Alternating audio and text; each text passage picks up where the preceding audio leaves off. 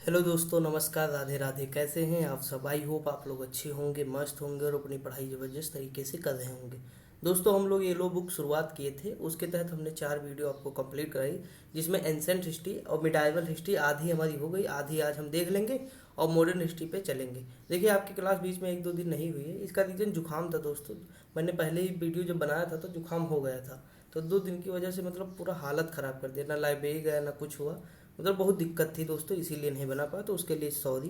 मैं भी चाहता हूँ बनाना, लेकिन कभी कभी समस्याएं आ जाती है और जुकाम में नहीं बन सकता। मतलब नीचे हम झुक ही नहीं सकते, सिर झुका ही नहीं सकते। ये आप जानते हैं दोस्तों, बताने की जरूरत नहीं है। बाकी और कुछ होता तो सोच लो, लेकिन थोड़ा दिक्कत हो जाती ना।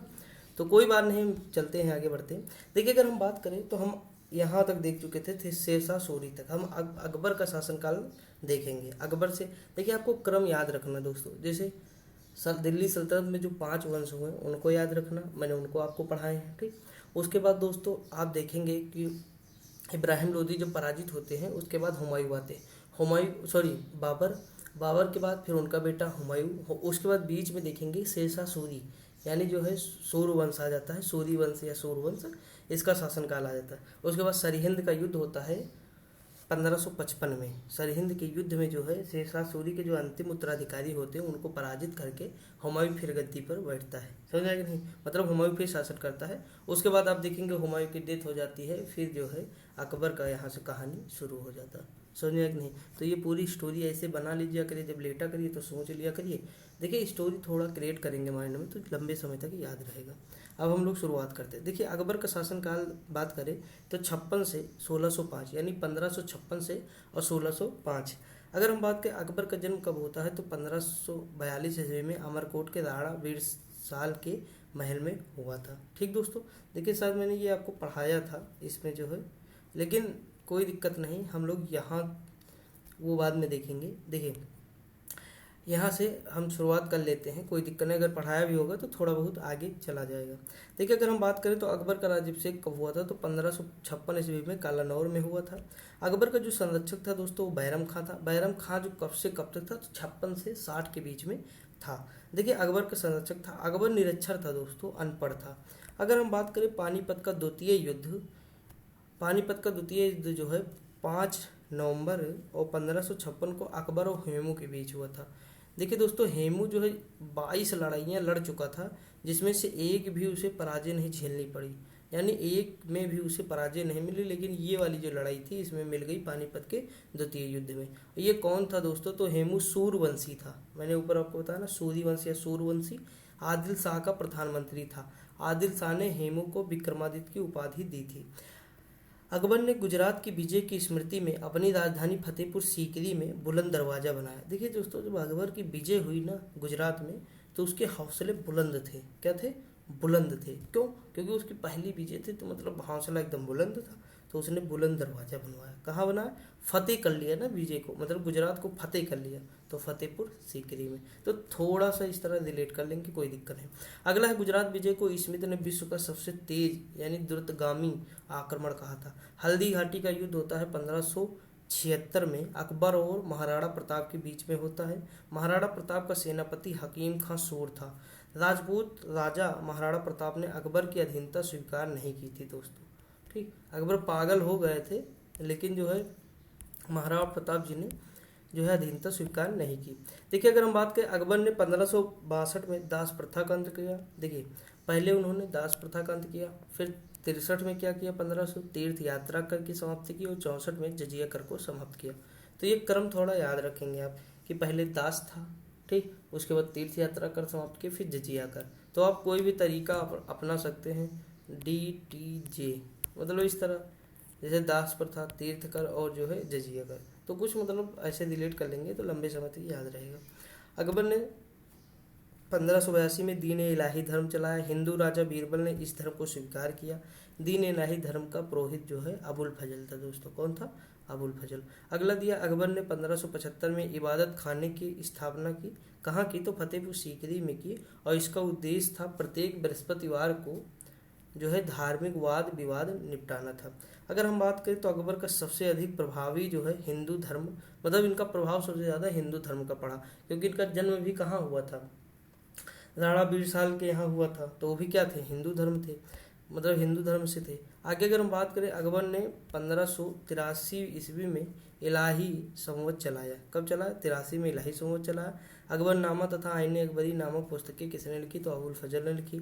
अकबर के शासनकाल में हुए भूमि संबंधित सुधारों का श्रेय टोडरमल को जाता है, जो कि उसका राजस्व मंत्री था दोस्तों। ये देखिए क्वेश्चन, ये सब इंपॉर्टेंट क्वेश्चन, ऐसा नहीं इसमें नहीं आया। ये तो दोस्तों देखिए, इस बुक में 2023-24 में जो क्वेश्चन आए हैं केवल वो लिखे हैं, और इससे पहले जो क्वेश्चन आए हैं वो नहीं लिखे। अगर हम बात करें तो इसमें ऐसा कोई एक हमें तो लगता ही नहीं जो क्वेश्चन ना आया हो, सारे क्वेश्चन आए। अगर आप थोड़ा प्रीवियस ईयर देखे होंगे तब आपको समझ में आएगा। थोड़ा और मेहनत करिए, प्रीवियस ईयर देखिए।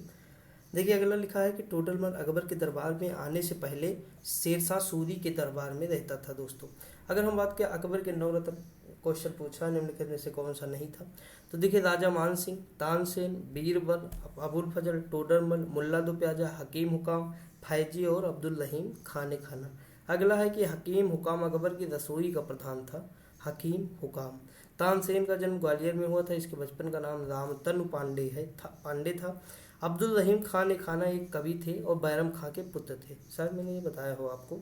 अगला है तुलसीदास अकबर और महाराणा प्रताप के समकालीन थे, ये भी पूछ लिया। आगे अगर हम बात करें, भित्ति चित्रकारी का प्रचलन जो है अकबर के समय में हुआ था। बसावन को अकबर के समय का सबसे अच्छा चित्रकार माना जाता है, ये पूछा गया दोस्तों। अगला है, अकबर ने अपनी राजधानी आगरा से फतेहपुर सीकरी बनाई थी। आगरा की स्थापना 1504 ईस्वी में सिकंदर शाह लोदी ने किया था। किसने किया? सिकंदर लोदी ने, सिकंदर शाह नहीं दोस्तों, सिकंदर लोदी ने किया था। ठीक। अगला है, अकबर ने ईसाइयों को आगरा और लाहौर में गिरजाघर बनाने की अनुमति दी थी। अकबर ने बीरबल को कविराज और राजा की उपाधि दी थी। बीरबल की मृत्यु जो है यूसुफ जाइयों का विद्रोह दबाते हुए हुई थी। बीरबल का वास्तविक नाम था महेश दास। ठीक, आगे बढ़ जाए। अकबर की मृत्यु अतिसार के कारण हो गई, 1605 ईस्वी में हुई थी। अकबर का मकबरा जो हुआ था वो कहाँ? सिकंदराबाद, आगरा में है। आगे अगर हम बात करें तो जहांगीर 1605 से 1627 ईस्वी तक। जहांगीर का वास्तविक नाम सालीन था। अकबर सालीन को शेखू बाबा के नाम से पुकारता था। सालीम नहीं, सलीम था दोस्तों। नहीं, कैसे भूल गया ये यार ना, मतलब कभी कभी हंसी आती कि देखिए, अच्छा पढ़ो तो सालीम भी पढ़ सकते, लेकिन सलीम ज़्यादा सही ना, सालीम सालीम तो ठीक है। कोई दिक्कत नहीं दोस्तों, अब हम वीडियो काटेंगे नहीं। ठीक, थोड़ा आप अपने हिसाब से देखिए। सलीम सब लोग हम भी सुने कहीं, लेकिन सालीम मतलब थोड़ा अलग सोच रहे थे ना, हम कब्र सोच रहे थे औरंगजेब की, उस पर विवाह सोच रहे थे, वो माइंड में आ गया। तो सलीम थे दोस्तों, इनको शेखू बाबा कहते थे। कोई दिक्कत नहीं दोस्तों, ठीक, थोड़ा बहुत होता रहता है। अगर हम आगे बात करें तो जहांगीर 1605 ईस्वी में गद्दी पर बैठा है दोस्तों। उसके बाद जहांगीर ने न्याय की जंजीर आगरा किले की यमुना तट पर लगवाई थी। इस न्याय की जंजीर जो है 60 घंटियाँ थी दोस्तों। अगर किसी को न्याय चाहिए तो इसे मतलब बजाओ, न्याय मिलेगा। जहांगीर ने तमगा कर पर प्रतिबंध लगाया। कौन सा कर? तमगा कर पर प्रतिबंध लगा दिया। शहजादा खुसरो ने 1606 ईस्वी में जहांगीर के विरुद्ध विद्रोह कर दिया था। नूरजहां मिर्जा ग्यास बेग की पुत्री थी। नूरजहां का वास्तविक नाम मेहरुनिसा था। जहांगीर ने 1611 ईस्वी में नूरजहां से शादी कर ली और इसके पिता को एतमाउद्दौला की उपाधि दी। तो आप सुने होंगे एतमाउद्दौला का मकबरा किसने बनाया? तो मेहरुनिसा ना, ये सब सुने होंगे आप दोस्तों। ये देखिए नूरजहां या वही, ठीक, एतमाउद्दौला का मकबरा बनवाया। मुगल चित्रकला जहांगीर के समय जो है चरम पे थी। देखिए दोस्तों, दो चीज़ हैं, एक है स्थापत्य कला, एक है चित्रकला। देखिए स्थापत्य कला क्या है, यानी जैसे हमारा ताजमहल क्या है, एक स्थापत्य कला है ना, तो ताजमहल स्थापत्य कला है। तो ताजमहल बनाए थे शाहजहां, तो उनके समय स्थापत्य कला का स्वर्ण युग था। समझ में कि नहीं? इस तरह याद करो। और जहांगीर के समय चित्रकला का स्वर्ण युग था, यानी वो अपने चरम पे था चित्रकला।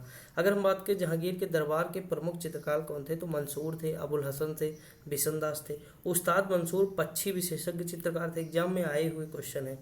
अकबर की जो जहांगीर की जो मृत्यु हुई थी 1627 ईस्वी में हुई थी। जहांगीर का सबसे अधिक प्रभाव जो है अब्दुल रहीम खान खाना का हुआ था। मतलब सबसे अधिक उन पर जो प्रभाव पड़ा है ना जहांगीर पर, वो अब्दुल रहीम खान खाना का। उसके बाद शाहजहां आते हैं 1628 से, औरंगजेब के पिता हैं यही। 1628 से 1658 में आते हैं। शाहजहां 1628 में गद्दी पर बैठा। शाहजहां के बचपन का नाम जो था वो खुर्रम था दोस्तों। शाहजहां का विवाह अर्जुमंद बानो बेगम के साथ हुआ था। उसको मुमताज महल के नाम से भी जानते हैं। मुमताज महल आसफ खां की पुत्री थी दोस्तों। शाहजहां का संघर्ष सिखों के छठवें गुरु गोविंद से हुआ। अगर हम बात करें, शाहजहां ने औरंगजेब को दक्षिण का सूबेदार नियुक्त किया था। शाहजहां को कोहिनूर हीरा मीर जुमला ने भेंट किया। किसने? मीर जुमला ने। और कोहिनूर हीरा गोलकुंडा की खान से निकला था। इसकी एक पूरी स्टोरी है, मैंने आपको पहले बताया होगा, फिर किसी दिन बता देंगे, ठीक दोस्तों। अगर हम आगे बात करें यहाँ पे, तो देखिए मुगल काल में गोलकुंडा हीरे का सबसे बड़ा केंद्र था दोस्तों। शाहजहां के 4 पुत्र थे, जिसमें दारा शिकोह सबसे ज्यादा प्रिय था। शाहजहां ने दारा शिकोह को अप्रत्यक्ष रूप से अपना उत्तराधिकारी घोषित कर दिया। किस रूप से? अप्रत्यक्ष रूप से। और शाह बुलंद इकबाल की उपाधि दी। किसकी? शाह बुलंद इकबाल की उपाधि। शाहजहां के मयूर सिंहासन का निर्माण बेग बादल खान ने किया था। किसने? बेग बादल खान ने किया। इसे तख्त ए ताउस भी कहते थे। इसी में ये जो ना कोहिनूर हीरा इसी में जड़ा था दोस्तों। तो जो उनका आक्रमण होता है आदिल शाह का नादिर शाह का जब आक्रमण होता है भारत में रंगीला के समय, तो ये सब उठा के लेकर चला जाता है। तो इस तरह वो अफगानिस्तान पहुंच जाता है कोहिनूर। फिर वहां से दोस्तों राणा रणजीत सिंह को मिलता है। फिर ये पूरी स्टोरी फिर दलीप सिंह के साथ वो चला जाता है लंदन। ठीक, अगला है दिल्ली की जामा मस्जिद। देखिए अब देखिए यहाँ पे देखिए जामा मस्जिद शाहजहां ने बनवाई थी। अगला है शाहजहां के काल को वास्तुकला का स्वर्ण युग कहा जाता है। दारा शिकोह ने 52 उपनिषदों का फारसी में अनुवाद किया था। महाभारत का फारसी में अनुवाद रज्मनामा के नाम से बदायूनी ने किया था। किसने किया था? बदायूनी ने किया था। ताजमहल की रूपरेखा उस्ताद अहमद लाहौरी ने तैयार की तथा ईसा खां की देखरेख में बनवाया था। अगर हम बात करें 1659 में दारा शिकोह और औरंगजेब के बीच अंतिम लड़ाई देवराई की घाटी में हुई, जिसमें औरंगजेब की जीत हुई दोस्तों। मुझे तो हंसी आती है वो सलीम वाली बात पे। अरे चलो दोस्तों, होता है कभी कभी। अगर हम बात करें, दारा शिकोह को इस्लाम धर्म की अवहेलना करने के कारण मृत्युदंड दिया। किसके? इस्लाम धर्म की अवहेलना करने के कारण इनको मृत्युदंड दिया। अगर हम बात करें, औरंगजेब ने शाहजहां को कैद करके आगरा के किले में रखा, जहां इसकी मृत्यु इनकी मृत्यु किसकी? शाहजहां की मृत्यु जो कब हो गई? तो 1666 में। ठीक दोस्तों। अगर हम बात करें, औरंगजेब 1658 से 1707 ईस्वी तक। प्रथम बार औरंगजेब 1658 ईस्वी दिल्ली की गद्दी पर बैठा तथा इसका दूसरी बार राज्याभिषेक कब हुआ? तो 1659 ईस्वी में हुआ। औरंगजेब मुमताज महल का पुत्र था। औरंगजेब को जिंदा पीर भी कहा जाए। ये मुमताज महल का पुत्र था, लेकिन इतना जो है दोस्तों, अब क्या ही बताएं क्या था। ठीक, ये बहुत क्रूर थे दोस्तों, समझा कि नहीं। अब देखिए मुमताज महल सॉफ्ट तो रही होंगी, लेकिन पता नहीं किस हिसाब से। देखिए औरंगजेब को जिंदा पीर भी कहा जाता है। औरंगजेब ने प्रथम युद्ध ओरछा के जुझार सिंह के विरुद्ध लड़ा। औरंगजेब ने 1668 ईस्वी में हिंदू त्योहारों पर रोक लगा दी थी। ठीक, ये कट्टर जो है मुस्लिम था। अगर हम बात करें दोस्तों, पुरंदर की संधि कब होती है? तो 1665 में शिवाजी और महाराजा जयसिंह के बीच होती है। एक डिबेट में जिसे अब यही है, जिसे इनका नाम ले लेते हैं। जैसे एक डिबेट में देख रहा था, उसमें औरंगजेब को जैसे गलत कह रहे हैं, ठीक, उसके पक्ष वाले अलग कह रहे हैं, विपक्ष वाले। तो जैसे 2 लोग आमने सामने हैं, तो उसमें सीधी सी बात है, एक औरंगजेब के पक्ष में होंगे, एक विपक्ष में होंगे। तो जो विपक्ष में थे वो आरोप लगा रहे थे, इनके बहुत कुछ कहे, तो विपक्ष वाले कह रहे हैं तो बुलाए भैया ये थे ना, इनके तो ये जो है मध्यस्थता किए थे। उसके बाद ये शिवाजी गए थे कहाँ? आगरा के किले में गए थे, तो जो है वहाँ पे बंदी बना लिया ना, तो छल कपट, तो ये शामिल ये थे। तो ये सारी चीज़ें इतिहास की चलती ही रहती हैं और ये ख़त्म ना होंगी दोस्तों, कभी ना ख़त्म होंगी। बड़ी समस्याएं यही हैं। देखिए औरंगजेब के विरुद्ध मथुरा का जाट विद्रोह जाट नेता गोकुला के नेतृत्व में 1669 ईस्वी में हुआ। औरंगजेब ने जजिया कर अपने शासनकाल में फिर से लागू कर दिया। देखिए जजिया कर खत्म हो गया था, फिर से लागू हो गया। ठीक, तो ये सारी चीज़ें हैं, आपको देखना है। देखिए हमारा काम क्या है, एग्जाम पास करो, इतिहास को समझो जानो, जहाँ डाउट आए खोजो बीनो।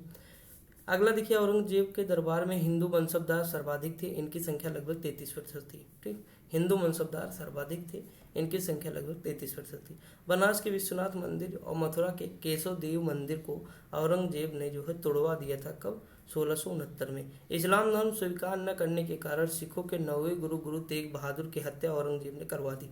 दोस्तों आप देखेंगे कि मुगल काल औरंगजेब की मृत्यु के बाद कमजोर होता चला जाता है, क्योंकि रीजन है औरंगजेब मतलब जो है अपने धर्म को सबको जबरदस्ती थोपने के चक्कर में अपना राजस्व पूरा खत्म कर देता है। आप देखिए वो शिवाजी से जब लड़ने जाते हैं, मतलब मराठा पे कब्जा करने, मतलब उन्हें एक तरह से मान लीजिए कि वो कहते हैं इस्लाम धर्म कबूल करें, इस तरह मतलब। तो जब वो युद्ध करते हैं महाराष्ट्र वाले क्षेत्र में, तो सीधी सी बात है वो उनका एरिया नहीं, वो वहाँ के लिए नहीं है, गोरिल्ला युद्ध है ना वहाँ लोग के लिए। तो वो जो है जिस क्षेत्र का जो है वहाँ, आप देखिए मैं आपको बता दूँ थोड़ा जियोग्राफी। देखिए मराठे जो थे, यानी मराठा जो था, मराठे यहाँ थे, कहाँ थे, इस जगह पे थे। ठीक, तो यहाँ जो गौरिल्ला युद्ध फेमस है, ये शिवाजी थे तो गौरिल्ला युद्ध में फेमस थे कि नहीं दोस्तों। तो सीधी सी बात है वो पहाड़ में मतलब छुप के होता है ना वो युद्ध। अब बताइए आप मैदानी क्षेत्र में हैं, यहाँ तो हो नहीं पाएगा ये युद्ध। तो अब यहाँ से जब यहाँ लड़ने आएंगे तो सीधी सी बात है आपका बहुत ज़्यादा राजस्व चला जाएगा। तो इस तरह इनका राजकोष खाली होता चला गया। और दूसरी चीज़, जब औरंगजेब की मृत्यु हुई उसके बाद इनके उत्तराधिकारी कमज़ोर हुए। जब उत्तराधिकारी कमज़ोर हुए तो जानते ही हो कब्जा हो ही जाएगा ना। तो ये सारी चीज़ें हैं, फिर वो धीरे धीरे जो है समाप्त हो गया मुगल काल। अगर हम आगे बात करें 1707 में इनकी मृत्यु करवा ही देते हैं, चलो हो गई मान लिए। ठीक, 9वें गुरु तेग बहादुर की औरंगजेब ने हत्या करवा दी थी, ये याद रखिएगा आप। ठीक, देखिए मुगल काल से संबंधित अन्य महत्वपूर्ण तथ्य देख लेते हैं। मुगल काल की फारसी भाषा जो थी, राजभाषा फारसी थी। मुगल कालीन सेना संगठन मनसबदारी प्रथा कहलाती थी। कुछ मनसबदारों को नगद वेतन देने की व्यवस्था थी। मुगल सेना 5 भागों में विभाजित थी। निसार सिक्कों का प्रचलन जहांगीर ने किया और आना सिक्का जहांगीर ने चलाया। देखिए निसार सिक्कों का प्रचलन जहांगीर और आना सिक्का जो है ये देखिए निसार जो है किसने, जहांगीर, और आना सिक्का जो चलाए थे वो शाहजहां ने चलाया। ठीक, आगे अगर हम बात करें औरंगजेब एक कुशल बीड़ा वादक था, यानी बीड़ा बजाता था। अकबर नक्कारा या नगाड़ा बजाता था। मुगल साम्राज्य का प्रथम कठपुतली शासक जहांदार शाह, हाँ ये चीज़ तो सही है, जहांदार शाह कठपुतली ही शासक था दोस्तों। देखिए एक चीज़ आपको मैं बता दूं, जिसे इसे लंपट मूर्ख भी कहते थे। ये सारे क्वेश्चन पूछे गए हैं। ठीक, जो ये लाइन से लगे हैं ना, जैसे रंगीला, मोहम्मद शाह रंगीला, इन्हीं के समय नादिर शाह का आक्रमण होता है 1739 में। ठीक, फर्रुखसियर की हत्या होती है, सैयद बंधुओं ने की थी। सैयद बंधुओं को भारतीय इतिहास का निर्माता कहा जाता है। नादिर शाह ने भारत पर आक्रमण जो किया तो 1739 में किया, या अपने साथ मयूर सिंहासन ले गया। अंतिम मुगल जो सम्राट था बहादुर शाह जफर द्वितीय था। अंग्रेजों ने इसको निर्वासित करके रंगून भेज दिया और 1862 ईस्वी में इसकी मृत्यु हो गई। देखिए दोस्तों एक चीज़ मैं आपको बताऊं, उत्तर मुगल काल इसी में दे दिया है। देखिए महत्वपूर्ण तथ्य के रूप में यही उत्तर के मुगल काल में कुछ चीज़ें जो थी, जिससे इंपॉर्टेंट कुछ चीज़ें थी वो यहाँ दे। जैसे आक्रमण नादिर शाह का हुआ जो मैं पहले बताया 1739 में, इसमें दे दिया। मयूर सिंहासन ले गया, तख्त ताउस ले गया, उसी में जड़ा था। ठीक, कोहिनूर तो अफगानिस्तान पहुँच गया। तो ये सारी चीज़ें उसी में हो, मतलब उत्तर मुगल काल की जो बात 1707 से जो शुरुआत होता है वो 1862 में जब तक इनकी मृत्यु नहीं। 1707 से शुरू होता है और 1857 की क्रांति जब होती है उस समय ही इनको रंगून भेज देते हैं। तो यहाँ पे इनका कहानी द एंड हो जाता, मुगल काल पूरी तरह से समाप्त। समझे कि नहीं। अब हम आगे देखते हैं मराठा साम्राज्य। देखिए शिवाजी का जो जन्म हुआ था 1627 ईस्वी में शिवनेर के किले में हुआ था। कुछ स्रोतों के अनुसार 1630 मिलता है।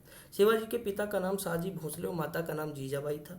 शिवाजी का सर्वाधिक प्रभाव जो था उनके गुरु जो थे दादाजी कोंडदेव, उनका पड़ा था। दादाजी कोंडदेव शिवाजी के संरक्षक भी थे। शिवाजी के आध्यात्मिक गुरु रामदास थे। गुरु रामदास ने दासबोध तथा आनंदवन भवन नामक पुस्तकें लिखी। शिवाजी ने सबसे पहले 1646 ईस्वी में तोरण के किले पर अधिकार किया। शिवाजी ने पहली बार मुगलों को 1657 ईस्वी में युद्ध किया मुगलों से। शिवाजी ने 1659 में सलाहार के युद्ध में मुगलों को पराजित किया। शिवाजी के मंत्रिमंडल को अष्ट प्रधान कहते हैं। ठीक, अष्ट दिग्गज जो थे वो कृष्णदेव राय के दरबार में रहते थे दोस्तों। अगला दिया है कि अष्ट प्रधान के अंतर्गत सबसे महत्वपूर्ण पद जो था वो पेशवा था। पेशवा प्रधानमंत्री होते थे दोस्तों। और अमात्य कौन होते थे, तो वित्त मंत्री होते थे। कौन थे, अमात्य जो थे वो वित्त मंत्री थे। सुमंत कौन थे, तो विदेश मंत्री जो थे वो थे सुमंत। मराठा साम्राज्य की जो राजभाषा थी वो इनकी जो है मराठी थी। चौथ तथा सरदेश मुखी शिवाजी द्वारा लगाए गए 2 कर थे। देखिए इसका रीजन क्या था, ये कर लगाते थे अपनी सेवा देने के बदले। यानी हम किसी, जैसे मान लीजिए कोई राज्य है, ठीक, जैसे यहाँ पे मराठा साम्राज्य है, ठीक। अगर ये जो है दो कर लेते थे, चौथ और सरदेशमुखी, सीधी सी बात, इस इलाके में क्या, इस इलाके में कृषि तो होगी नहीं, तो आय तो प्राप्त करनी है, ठीक, खाना पीना ये सारी चीज़ें तो चलेंगी सबकी भाई, आर्थिक रूप से गतिविधियाँ तो चलनी चाहिए। तो ये क्या करेंगे, ये मतलब जो है अपनी सेवा देंगे किसी को, जैसे पड़ोसी राज्य पे आक्रमण ना हो, या मतलब अगल बगल वाले, तो ये इन पे जो है इनकी रक्षा करेंगे, इसके बदले में ये कर लगाएंगे चौथ और सरदेशमुखी, ठीक, समझाए इस तरह दोस्तों। आगे अगर हम बात करें, शिवाजी के राजस्व व्यवस्था मलिक अंबर द्वारा अपनाई गई रैयतवाड़ी प्रथा पर आधारित थी। किस पे, रैयतवाड़ी प्रथा पर। शिवाजी का राज्याभिषेक जो हुआ था 1674 ईस्वी में काशी के प्रसिद्ध विद्वान गंगा भट्ट ने रायगढ़ में किया था और शिवाजी को छत्रपति की उपाधि दी थी। पेशवा का पद बालाजी विश्वनाथ के बाद वंशानुगत हो गया था। शिवाजी ने भूमि मापने के लिए काठी नामक मापक का प्रयोग किया। शिवाजी की मृत्यु जो हुई थी वो 1680 ईस्वी में हुई थी। शिवाजी के उत्तराधिकारी संभाजी हुए। आगे अगर हम बात करें, संभाजी ने औरंगजेब के विद्रोही पुत्र मोहम्मद अकबर को शरण दी। किसे दी, तो मोहम्मद अकबर को शरण दी। संभाजी को औरंगजेब द्वारा बहादुरगढ़ में मार दिया गया और संभाजी की मृत्यु के बाद उसका भाई राजा राम राजा बना, ठीक दोस्तों। अभी इन्हीं पे मूवी आई थी संभाजी पर। अगर हम बात करें दोस्तों अगर बात करें तो 1700 ईस्वी में राजा राम की मृत्यु के बाद उसकी विधवा पत्नी ताराबाई ने अपने 4 वर्षीय पुत्र को शिवाजी द्वितीय के नाम से गद्दी पर बैठाया। ताराबाई ने मुगलों से संघर्ष जारी रखा, ठीक दोस्तों। मुझे लगता है ये आप देखे होंगे। देखिए दोस्तों, यही तो है फूट इसमें, ये इन्हीं में डाल दिया, जबकि इनकी चाची थी ना, क्या थी, चाची ही तो थी शायद, हाँ तो चाची थी। आप देखिए थोड़ा मतलब ये सारी चीज़ें होती रहती इतिहास में, यही तो समस्याएं हैं ना, कमियां यही हैं दोस्तों, कि आपस में ही मतलब दिक्कत है ना। देखिए अगर हम बात करें 1713 में बालाजी विश्वनाथ प्रधानमंत्री बनते हैं दोस्तों। देखिए बाजीराव प्रथम शिवाजी के बाद गोरिल्ला युद्ध का सबसे बड़ा प्रतिपादक था। आप देखे होंगे मूवी, उसमें आपको दिखाया गया होगा। बालाजी बाजीराव को नाना साहब के नाम से भी जानते हैं, ठीक। तो ये सारी चीज़ें हैं, इतनी इंपॉर्टेंट जितनी थी इसमें सारी चीज़ें समाहित थी। तो हमारे मिडाइवल हिस्ट्री कंप्लीट हुई। अब हम मॉडर्न हिस्ट्री देखते हैं। इसमें बहुत सारे फैक्ट हैं दोस्तों, और बहुत सारी चीज़ें आपको देखनी है और याद भी करनी। मैं आपको जो है ट्रिक भी बताऊंगा, ठीक। अब ये इस यहाँ से क्वेश्चन ज़्यादा आते हैं दोस्तों वनडे में, आप देखेंगे 3 4 5 क्वेश्चन तक आपको मिल जाएंगे। अगर हम बात करें 1857 ईस्वी में क्रांति 10 मई 1857 को मेरठ छावनी से शुरू होती है। 29 मार्च 1857 को मंगल पांडे नामक एक सैनिक ने बैरकपुर छावनी में गाय की चर्बी मिले कारतूस को मुंह से काटने से स्पष्ट मना कर दिया था। अगर हम बात करें, मंगल पांडे ने सैन्य अधिकारी मेजर सार्जेंट और किसकी लेफ्टिनेंट बाग की हत्या गोली मारकर कर दी। मंगल पांडे 34वीं रेजिमेंट का सैनिक था। ये भी पूछ लिया कि किस रेजिमेंट के सैनिक थे, तो दोस्तों ऑप्शन रहा होगा अलग अलग, तो उसमें आपको याद रखना है किसके थे, तो 34वीं थे। 1857 ईस्वी की क्रांति के समय जो है भारत का जो गवर्नर था वो जनरल कैनिंग और इंग्लैंड के प्रधानमंत्री पॉम ईस्टर्न थे, ठीक, याद रखना है। आगे अब हम बढ़ते, ये इंपॉर्टेंट है दोस्तों, यहाँ से केंद्र से पूछ लेते हैं। देखिए अगर आप एक प्लेलिस्ट मेरी बनी हुई है, उसमें मैंने PYQ कराए हैं 1857 से रिलेटेड जो है कम से कम 50 क्वेश्चन, मतलब हर चीज़ के मैंने क्वेश्चन 50 क्वेश्चन 60 क्वेश्चन ऐसे हर टॉपिक के अलग अलग मैंने कराए हैं। पूरी इतिहास कराई, ज्योग्राफी कराई, पॉलिटी, 3 सब्जेक्ट तो कराई। तो आप जाके नीचे बढ़ते चले जाएंगे। तो शुरुआत जब हम किए थे तो उस समय कराए थे, तो आप देख लीजिएगा चैनल पे जाके, वहाँ से आपके बहुत सारे क्वेश्चन मतलब डाउट क्लियर हो जाएंगे। मैंने ट्रिक तो बहुत सारी बताई दोस्तों, अब तक बहुत मतलब बता नहीं सकता कितनी, लेकिन वो धीरे धीरे समझ में आएगा। अब नहीं मतलब बता रहा हूँ, बहुत कम चीज़ें बताता हूँ, जब ध्यान आता तब बता देता हूँ दोस्तों ना। तो उस समय क्योंकि प्रॉपर मतलब लगा रहता था, मतलब पूरा दिन सुबह शाम दोपहर, तो ये सारी चीज़ें थी, तो उस समय ज़्यादा बढ़िया था ट्रिक के लिए। तो देख सकते हैं आप लोग, बाकी अभी भी बताऊँगा ट्रिक, ऐसा नहीं भूल गया हूँ। देखिए अगर हम बात करें दिल्ली में कौन थे, तो बहादुर शाह जफर थे, बख्त खां थे। देखिए कानपुर में नाना साहब तात्या टोपे थे। झांसी में रानी लक्ष्मीबाई नेतृत्व कर रही थी दोस्तों। इलाहाबाद में लियाकत अली कर रहे थे। बरेली में खान बहादुर खां कर रहे थे। फैजाबाद में मौलवी अहमदुल्ला कर रहे थे। जगदीशपुर में कुंवर सिंह कर रहे थे, बिहार, ठीक। लखनऊ में बेगम हजरत महल कर रही थी। देखिए लिखा है तात्या टोपे का वास्तविक नाम क्या था, रामचंद्र पांडुरंग, कई बार पूछा है। 1859 ईस्वी में और अंग्रेजों ने इन्हें शिवपुरी यानी मध्य प्रदेश में फांसी पर लटका दिया। आगे बढ़ जाए दोस्तों। देखिए ये जो हमारा पोर्शन है ना, मोस्ट इम्पोर्टेंट है, क्वेश्चन सबसे ज़्यादा यहीं से आते हैं। ठीक, यहाँ से पूछता है जैसे प्लासी का युद्ध किसके समय हुआ। देखिए क्लाइव के समय क्या क्या हुआ। प्लासी का युद्ध होता है 1757 में। बंगाल में द्वैत शासन जो का प्रारंभ होता है वो भी इन्हीं के समय में होता है। रॉबर्ट क्लाइव ने, अगर हम बात करें तो ये 12 अगस्त 1765 को मुगल बादशाह शाह आलम द्वितीय के साथ इलाहाबाद की प्रथम संधि करते हैं और 4 दिन के बाद यानी 16 अगस्त 1765 को अवध के नवाब शुजाउद्दौला के साथ इलाहाबाद की द्वितीय संधि। पहली संधि शाह आलम द्वितीय मुगल बादशाह थे और अवध के नवाब शुजाउद्दौला के साथ द्वितीय संधि करते हैं। ठीक, अगर हम बात करें वेंसिटार्ट, तो ये बक्सर के युद्ध के समय थे दोस्तों, वेंसिटार्ट। ठीक, अगला है वारेन हेस्टिंग, बंगाल का अंतिम गवर्नर था। बंगाल में द्वैत शासन को समाप्त भी इन्होंने किया था। बंगाल के प्रमुख गवर्नर जनरल की अगर हम बात करते हैं और करते हैं थोड़ा बढ़ते हैं, वारेन हेस्टिंग गवर्नर जनरल हो गए ना। 1773 का जब रेगुलेटिंग एक्ट आया उसके बाद आप देखेंगे जो बंगाल के गवर्नर थे ना वो गवर्नर जनरल बन गए।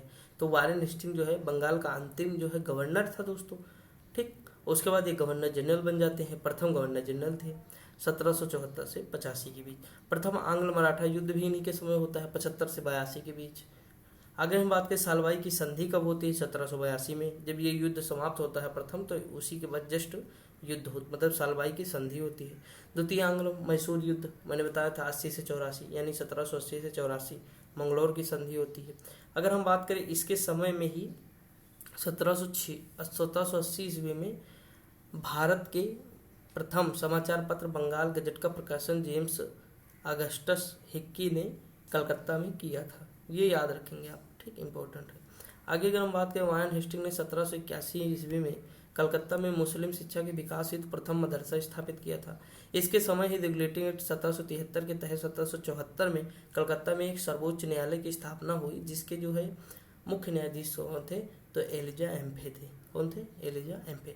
देखिए सर्वोच्च संस्था नहीं थी जैसे वर्तमान में हमारे यहाँ न्यायाधीश की सर्वोच्च संस्था है ना, तो ये सर्वोच्च संस्था नहीं थी दोस्तों। इसके ऊपर भी थे तो वो ब्रिटेन में थी प्रिवी काउंसिल, यानी यहाँ अगर कोई संतुष्ट नहीं तो वहाँ मतलब सबसे उच्च संस्था वो मानी जाती थी न्याय की, प्रिवी काउंसिल, याद रखेंगे।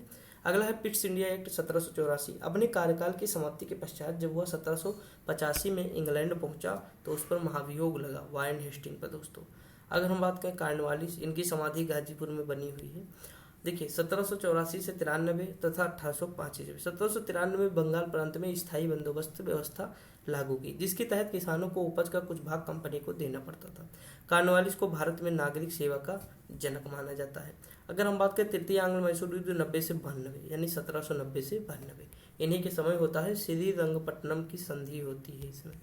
अगर हम आगे बात करें सर जॉन सॉर 1793 से 1798, चार्टर अधिनियम 1793 से संबंधित है, हस्तक्षेप की नीति से संबंधित, ये इंपॉर्टेंट है बस।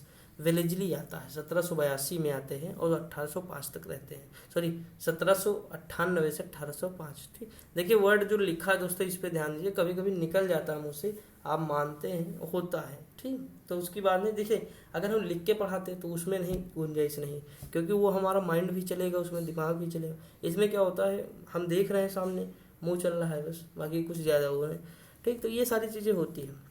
सहायक संधि 1798 जो है शुरू हुई थी। अगर हम बात करें चतुर्थ आंग्ल मैसूर युद्ध इसी के समय हुआ था दोस्तों, ठीक, किसके समय? 1799, इसमें औरंगजेब की मृत्यु हो जाती है।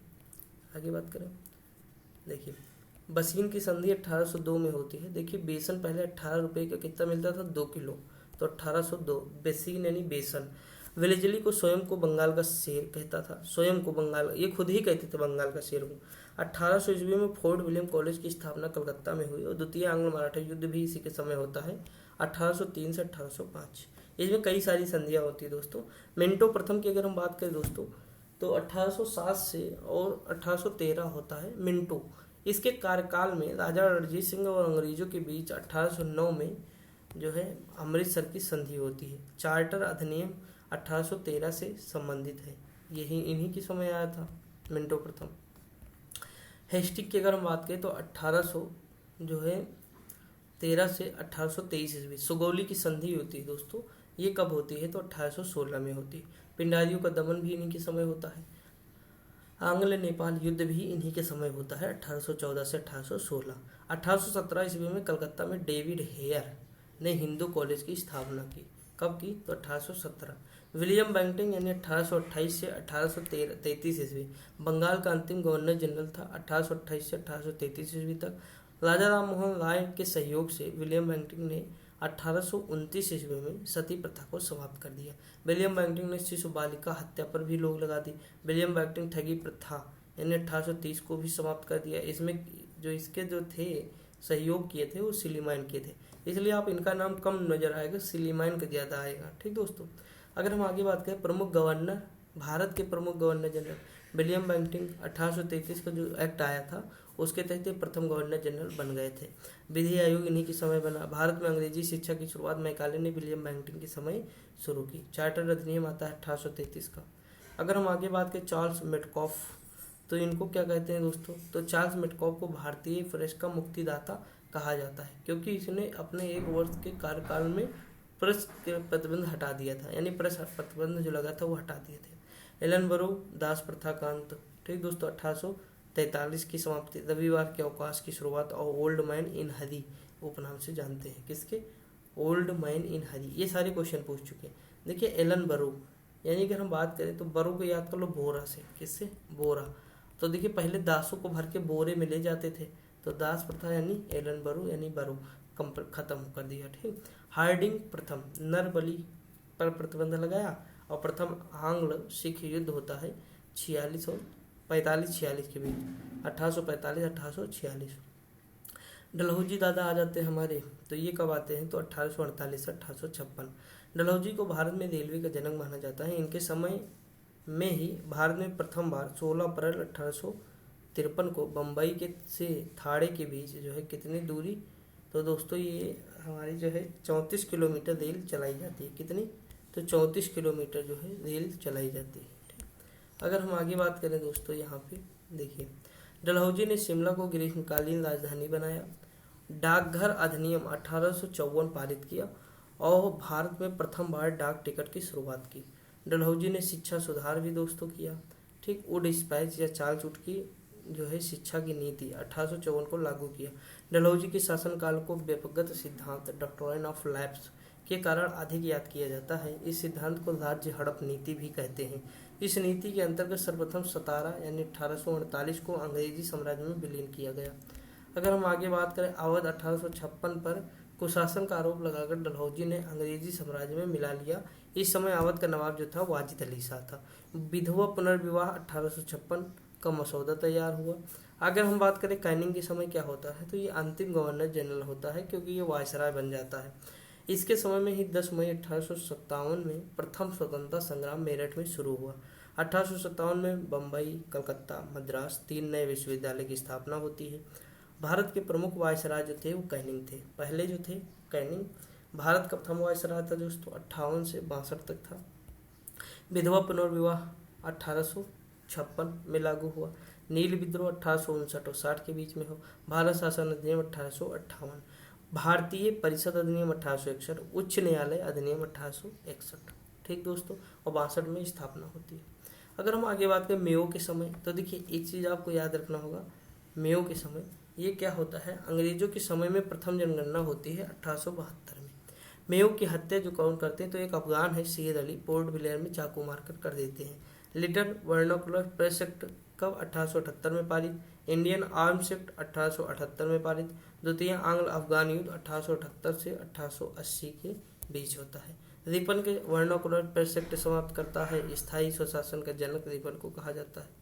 ठीक दोस्तों, आगे अगर हम बात करें तो देखते हैं 1881 में नियमित जनगणना रिपन के समय में ही शुरू होती है। ठीक। 1881 में प्रथम कारखाना अधिनियम श्रमिक सुधार हेतु रिपन के द्वारा लाया था। इसके कार्यकाल में इलवर्ट बिल पेश किया गया। देखिए दोस्तों, इसमें कोई हम कहानी बना नहीं सकते। देखिए बन जाएगी, ऐसा नहीं है, हर चीज़ को रिलेट कर सकते हैं, लेकिन फिर वो इतिहास इस वनडे के लिए न रह जाएगा ना, वो बहुत आगे चला जाएगा। फिर तो हमारा काम क्या है, केवल इसके लिए देखना, वनडे के लिए। तो हमें फैक्ट की ज़रूरत है, तो फैक्ट इसमें दिया है लाइन से, और जितना फैक्ट दिया है शायद उतना ही हमें पढ़ना है।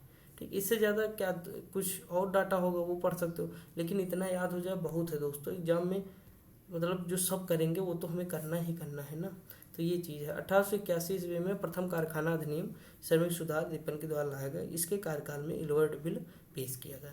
अगर हम बात करें ये डफर इन्हीं के समय दोस्तों अगर हम बात करें भारतीय राष्ट्रीय कांग्रेस की स्थापना होती है 28 दिसंबर 1885। अगर हम बात करें 1887 में इलाहाबाद विश्वविद्यालय की स्थापना होती है। अगर हम बात करें करजन, देखिए ये इम्पोर्टेंट, करजन की बात करें तो 1899 से 1905 भारतीय विश्वविद्यालय सुधार अधिनियम 1904 में आता है। प्राचीन स्मारक संरक्षण अधिनियम 1904 में आता है। भारतीय पुरातत्व सर्वेक्षण विभाग की स्थापना, बंगाल का विभाजन 1905। देखिए औरंगजेब की जो कब्र है ना, अगर हम बात करें इतिहास की दृष्टि से अगर हम देखें तो भारतीय प्राचीन स्मारक संरक्षण अधिनियम, यानी हमें उसकी मतलब क्या कहते हैं, जितने भी हमारे मकबरे हैं या जितने भी कब्र, जैसे ताजमहल क्या है, सीधी सी बात है, कब्र है मुमताज महल, ठीक, तो हम उसे तोड़ अगर देंगे तो दोस्तों पता है कितना राजस्व मिलता है, पता 100 करोड़ पता नहीं कितना एक साल में आता है दोस्तों राजस्व उसे देखने के लिए। तो आप सोच सकते हैं ना, तो मतलब वो हमारे लिए भारतीय पुरातत्व की दृष्टि से वो इम्पोर्टेंट है। बाकी मतलब ठीक है वो जैसा जो है, अब वो इतिहास का मैटर है, लेकिन मतलब अगर इसके दृष्टि से हम देखें, किसके, पुरातत्व सर्वेक्षण की दृष्टि से देखें या स्मारक की दृष्टि से देखें तो हमारे लिए इम्पोर्टेंट है। बाकी सबकी अपनी अपनी चॉइस है, ठीक।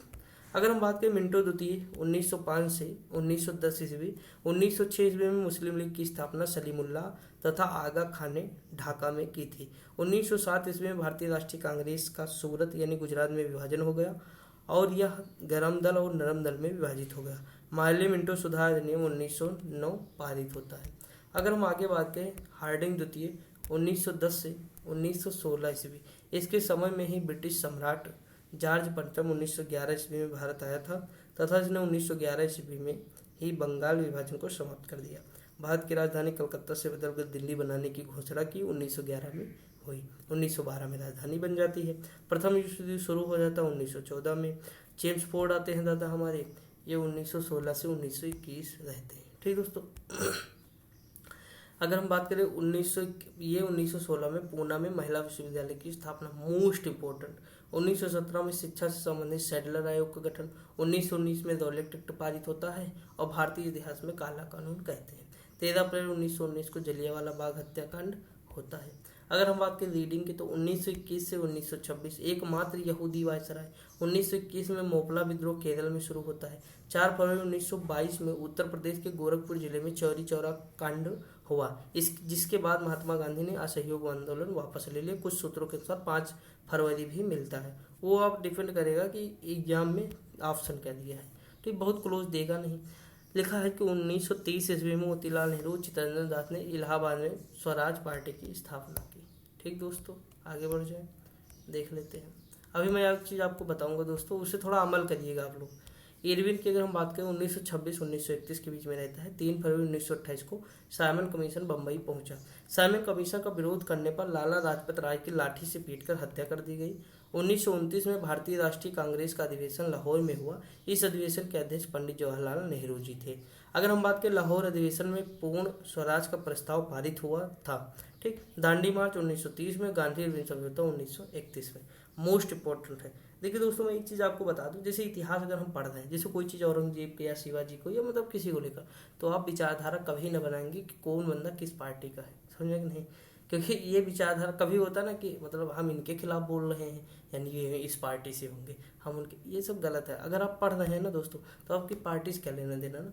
देखिए जब भी अगर हम मान लीजिए बीजेपी के मान लीजिए सपोर्टर बता रहे हैं, मतलब एग्जाम्पल के तौर पर, तो अगर हम इनके सपोर्टर हैं और हम इन्हीं के पीछे पड़े हैं तो दोस्तों रियल बता रहा हूँ, अगर ये कभी भविष्य में इनसे गलती भी होगी तो हम इनके खिलाफ जाएंगे ही नहीं, कभी नहीं जाएंगे।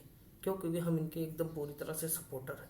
अगर हम कांग्रेस के सपोर्टर हैं, ठीक, कांग्रेस के सपोर्टर अगर ये गलत करेंगे तो हम इनके खिलाफ नहीं बोलेंगे। और लोकतंत्र में क्या है, अगर जो गलत करे तो हमें आवाज़ तो उठानी है ना, जनता का शासन है ना। गलत कर रहे हैं तो सीना ठोक के कहना पड़ेगा कि गलत कर रहे हैं। तो इसीलिए जब हम एक पार्टी में बंध जाते हैं ना पूरी तरह से, इसीलिए देखो नेता अगर पार्टी में बंधे, उनके पार्टी के लोग गलत करेंगे तो उसे गोल मटोल इधर तोड़ ताड़ के उसे सही करने की कोशिश किया करते हैं, ठीक। तो हमारा काम क्या है भाई, हमारा शासन जनता का शासन, यानी हम चूज करते हैं ना, तो हमें मतलब एक पार्टी में, हाँ वो विचारधारा सबकी अलग अलग है, वो तो अलग मैटर है, रखना तो पड़ेगा ही ना कि एक पार्टी के, लेकिन जो गलत है तो उसे गलत कहने का भी मतलब जिगरा भी होना चाहिए ना, ये चीज़ है। तो हम लोगों का काम क्या है, अभी पढ़ना। अभी हम लोग मेच्योर होंगे, धीरे धीरे पढ़ेंगे, चीज़ें और जानेंगे, तब जाके जो है एक पर्पज। इसीलिए देखो जितना भी बड़े बड़े टीचर हैं कभी किसी पार्टी में बंधे नहीं रहते, वो ना कभी किसी पार्टी का नाम लेते हैं ना, उनका काम है सही से पढ़ा देना अपना, मतलब जो है रियलिटी, चाहे वो जिस पार्टी में। अब जैसे देखो तेलंगाना में जंगल जल रहे हैं तो कमी किस में है, कांग्रेस में, कांग्रेस की सरकार है वहाँ, तो भाई उनको राजस्व चाहिए, वो बेचने में लगे। ऐसे छत्तीसगढ़ में जंगल काटे जा रहे हैं, अब वहाँ बीजेपी की सरकार। तो इस तरह आप देखेंगे कि मतलब ये चला करता है, तो उसमें कोई मतलब नई बात नहीं है, लेकिन हमें पार्टी में नहीं बंधना, ये इतना याद रखिएगा आप लोग, ठीक। बाकी जो है ठीक है, चीज़ें चल रही हैं। देखिए आगे हम बात करें विलिंगडन, थोड़ा मुझे डर लगता है दोस्तों इन सब चीज़ों पे बात करने से, क्योंकि देखो सामने हो तो समझ जाओगे, लेकिन हम ऐसे नहीं बता सकते कोई चीज़ ना। देखिए 16 अगस्त 1932 में रैमसे मैकडोनाल्ड या तत्कालीन ब्रिटिश प्रधानमंत्री ने विवादास्पद सांप्रदायिक पंचायत की घोषणा की। 1932 में पूना पैक्ट होता है, महात्मा गांधी और डॉक्टर बी आर अम्बेडकर के बीच हुआ। भारत सरकार अधिनियम 1935 ईस्वी में, लिल नीति को 1936 से 1944 ईस्वी। 1 सितंबर 1939 को द्वितीय विश्व युद्ध प्रारंभ होता है। अगस्त प्रस्ताव 1940 में, क्रिप्स मिशन 1942 में, भारत छोड़ो आंदोलन 1942 में, बेबल प्रस्ताव जो आता है 1944 से 1947 ईस्वी, शिमला सम्मेलन 1947 में, कैबिनेट मिशन 1946 ईस्वी में भारत आया, जिसमें 3 सदस्य स्टैफर्ड क्रिप्स, पैथिक लॉरेंस और एवी अलेक्जेंडर थे। माउंटबेटन की अगर हम बात करें दोस्तों 1947 और 48, माउंटबेटन को स्वतंत्र भारत का अंतिम ब्रिटिश वायसराय तथा प्रथम गवर्नर जनरल माना जाता है। 3 जून 1947 को माउंटबेटन योजना भारत का विभाजन कर दिया गया और 15 अगस्त 1947 को भारत स्वतंत्र हो जाता है। तो हमारी यहाँ तक की जर्नी हम यहाँ से कल देखेंगे दोस्तों, ठीक। यहाँ तक की चीज़ें हम कंप्लीट कर चुके हैं पूरी तरह से। देखिए दोस्तों अगर आप देखेंगे आज का समाज हमारा जो इस समय वर्तमान में है, तो इसमें देखिए अब मतलब हिंदू हिंदू में भटकता चला जा रहा है, मतलब हिंदू बहुत बारीकी बढ़ता, जनरल अलग देखोगे बढ़ता चला जा रहा है, ओबीसी एससी एसटी ये सब अलग, मतलब इतना बुरा हाल है कि बता नहीं सकते वर्तमान में। अब अपने अगल बगल देखिए, मैं तो देखता हूँ जहाँ से मैं आता हूँ दोस्तों, वहाँ तो मैं देखता हूँ कि जनरल अलग हैं, इनकी पोस्ट पे जनरल ही कमेंट करेंगे, अगर ये फेसबुक पे कोई चीज़ अपलोड किए वहाँ जनरल ही कमेंट करेंगे, और ये किए तो यहाँ पे ओबीसी वाले करेंगे। कुछ देखिए कुछ ओबीसी इसमें हैं, कुछ जनरल इसमें हैं। आप अच्छा एक चीज़ देखेंगे कि हर पार्टी में हर जात के लोग हैं, हर मतलब कोई ऐसी पार्टी बताओ जिसमें सभी जात के लोग नहीं हैं। जैसे बीजेपी वाले भी अगर हैं तो अल्पसंख्यक देखिए मंत्री हैं तो अल्पसंख्यक ही बनाएंगे किसी को ना, उसी, क्योंकि भाई जान मतलब अगर नहीं बनाएंगे तो सीधी सी बात है अल्पसंख्यक मंत्री उन्हें बनाएंगे जो अल्पसंख्यक होंगे, बहुसंख्यक को काहे बनाएंगे। तो ये सारी चीज़ें आप देखें, हर पार्टी की बात कर रहा हूँ, कोई एक पार्टी नहीं दोस्तों, तो उसमें आप देखेंगे कि हर पार्टी के लोग हर पार्टी में शामिल होते हैं। इसका रीज़न क्या है कि जिसको जहाँ राजनीतिक लाभ होगा वो वहाँ शामिल होगा, ये मतलब रियलिटी फैक्ट है दोस्तों। उसे दुनियादारी से नहीं मतलब, उसे कुर्सी पे आ रही है, कुर्सी से मतलब है।